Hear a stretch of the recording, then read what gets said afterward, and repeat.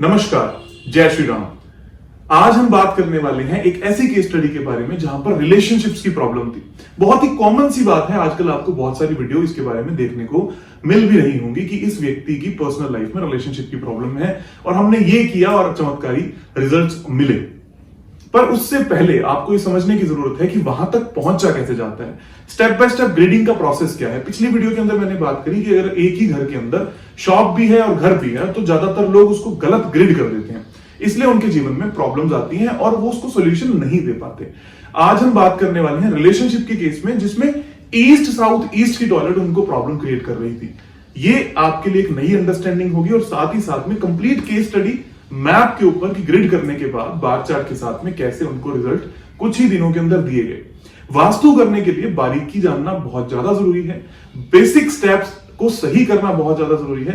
Then फिर आप आगे बढ़ते हो एस्ट्रो वास्तु में, न्यूमरोलॉजी में या अदर साइंसेज में, जैसे कि देवता है, इंट्यूशन है और एडवांस है। पर उससे पहले जिसकी बेसिक में पकड़ नहीं है वो किसी भी जगह पर रिजल्ट नहीं ले सकते। इसीलिए मैं बार बार यूट्यूब पर सबसे important first aid of vastu basic knowledge को देने की कोशिश कर रहा हूं। तो ये केस है एक रिलेशनशिप का जिसके अंदर एक व्यक्ति को, एक परिवार को, एक हस्बैंड को, एक वाइफ को बहुत सारी समस्याओं को देखना मात्र पड़ा। कारण क्या था कि उनके घर में कुछ कुछ प्रॉब्लम थी, कुछ कुछ दोष थे। वो दोष क्या थे, आओ इसके ऊपर बात करते हैं। तो सबसे पहले आपको ये मैप दिखाई दे रहा होगा। सबसे पहले एक प्रोसेस होता है, जो लोग नए जुड़ते जा रहे हैं वीडियोस को देखने में उनको स्टेप बाय स्टेप प्रोसेस जानना जरूरी है। नहीं तो जिनको ये प्रोसेस पता है वो वीडियो को थोड़ा सा आगे स्किप भी कर सकते हैं। तो सबसे पहले ऐसा एक नक्शा हम लोग तैयार करवाते हैं ड्राफ्टमैन से या सर्वेयर से। वो लोग एक foot by foot, inch by inch नक्शे को तैयार करते हैं। तो जो भी लोग वास्तु सीखना चाहते हैं या वास्तु अपने घर का करवाना चाहते हैं, जितने भी लोग बिना नक्शे के किसी भी पार्ट को फॉलो करते हैं, उनका वास्तु गलत होता है और किसी भी तरीके से आपको रिजल्ट नहीं दे सकता। तो हमने एक नक्शा बनवाया। नक्शा बनवाने के बाद हमने उसकी ग्रेडिंग करी। अब कुछ लोग इस मैप को देखकर ये कंफ्यूज हो जाते हैं कि इसकी ग्रेडिंग आपने कैसे करी।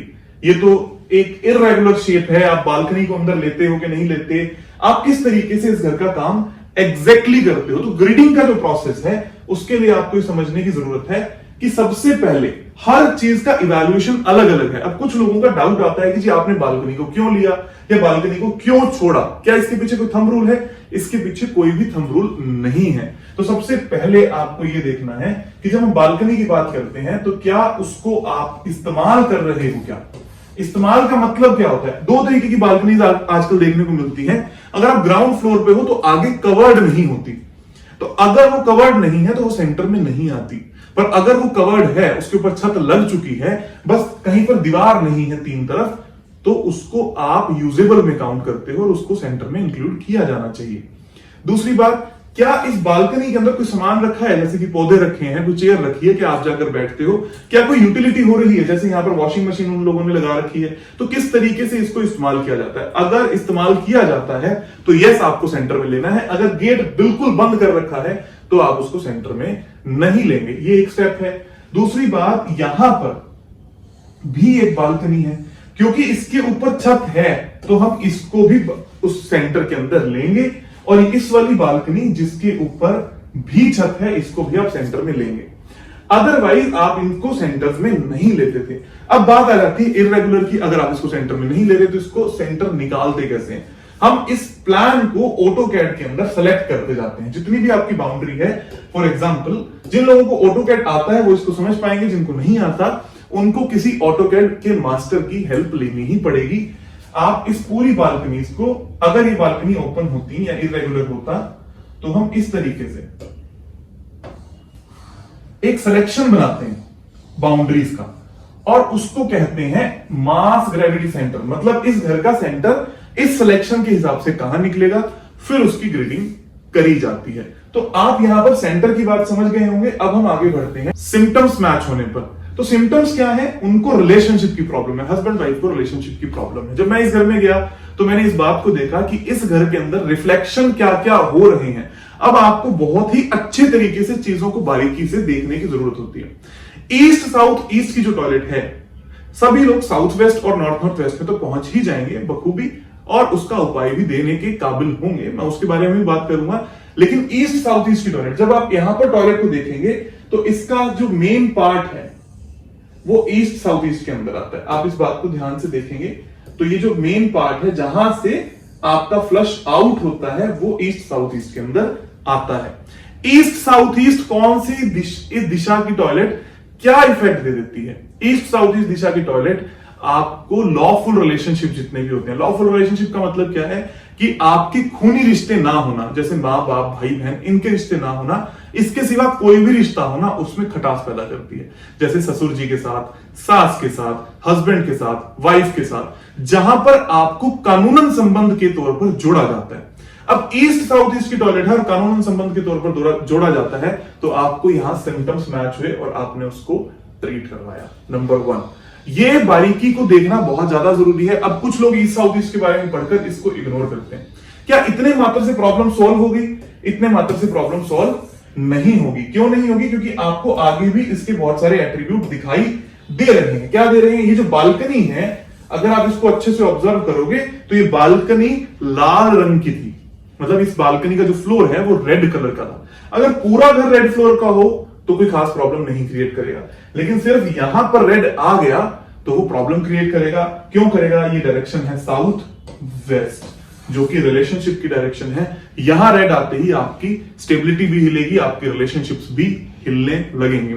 और फिर हस्बैंड वाइफ का सबसे इंपॉर्टेंट मैट्रिमोनियल हैप्पीनेस का सबसे important zone north north west, इस दिशा के अंदर चूल्हा होना भी अपने आप में एक बहुत बड़ी समस्या है। आपने इस चूल्हे के नीचे हरे कलर का पत्थर रखवाया और उनको ट्रीटमेंट दिए। क्या इतना मात्र काफी था? नहीं। इसके बावजूद भी आपको अपनी नजर को अच्छे से देखना है कि और क्या क्या उपाय किए जा सकते हैं।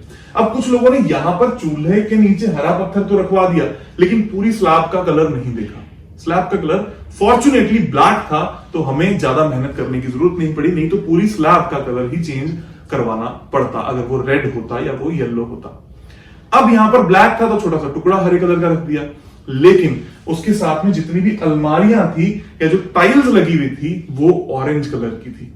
सिर्फ चूल्हा ट्रीट करने से कुछ नहीं होगा, आपको पूरी अलमारियां जो हैं उनको भी ट्रीट करना ही होगा, और आपके पास कोई समाधान नहीं है।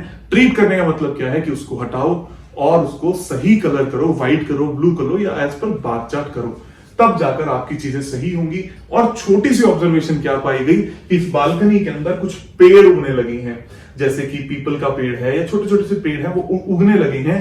और साउथ वेस्ट में जब पेड़ आते हैं वो भी आपके रिलेशनशिप की प्रॉब्लम को क्रिएट करते हैं। तो हमने उन पेड़ों को भी वहां से हटा दिया और फिर हम आगे बढ़े। आगे बढ़ने का मतलब है कि हम पहुंच गए अपनी बार चार्ट पे। जैसे ही हम बार चार्ट पे पहुंचते हैं आपको दिखाई देता है कि कुछ जोन्स बड़े हैं, कुछ जोन्स कम हैं। इनको बैलेंस करने के लिए आप क्या करते हो? नॉर्थ बड़ा है, साउथ ईस्ट बड़ा है और नॉर्थ वेस्ट बड़ा है। आपके पास दोनों ऑप्शन होते हैं, या आप इनको बढ़ा दीजिए या आप इनको कम कर दीजिए। आपके पास दोनों ही ऑप्शंस थे, आपको जो सूदिंग लगे, जो सही लगे, आप उसको इस्तेमाल कर सकते हो। कारण क्या होता है इसका? क्योंकि जब बार चार्ट बैलेंसिंग करते हो ये तराजू की तरह है। 90% लोगों को मैंने काम करते हुए देखा है, वो इन दोनों को कर देते हैं और उनकी लाइफ में प्रॉब्लम्स बरकरार रहती है, क्योंकि उनको बैलेंसिंग करनी नहीं आती। अगर आपके घर में भी दोनों किसी ने बैलेंस कराए हैं तो आपको गलत रास्ते पर उन्होंने डाल दिया है। जब हम इसको बैलेंस कर रहे हैं तो मैंने क्या करवाया? नॉर्थ नॉर्थ वेस्ट में ग्रीन कलर करवा दिया, साउथ साउथ ईस्ट में यहां पर बड़ा हुआ है तो येलो कलर करवा दिया, और नॉर्थ वेस्ट बड़ा हुआ है तो हमने यहां पर ब्लू कलर करवा दिया। अब कुछ लोग फिर से बोलेंगे कि नॉर्थ नॉर्थ वेस्ट में ग्रीन कलर भी प्रॉब्लम क्रिएट करता है। नॉर्थ नॉर्थ वेस्ट में ग्रीन कलर तब तक प्रॉब्लम नहीं क्रिएट करता जब तक वो इम्बैलेंस ना हो। अगर वो इम्बैलेंस है तो उसको बैलेंस करने के लिए ग्रीन कलर वहां पे कोई प्रॉब्लम क्रिएट नहीं करेगा। इस पूरी केस स्टडी के कुछ ही दिनों के बाद में उनके रिलेशनशिप काफी अच्छे हो गए। इवन मैं ये कहूंगा कि उनकी जिंदगी में रिलेशनशिप से रिलेटेड कोई प्रॉब्लम बची ही नहीं। बात सिर्फ बेसिक की, एडवांस की, एस्ट्रो वास्तु की नग पहनने की नहीं होती, बात होती है कितने एक्यूरेट तरीके से आपने काम किया है।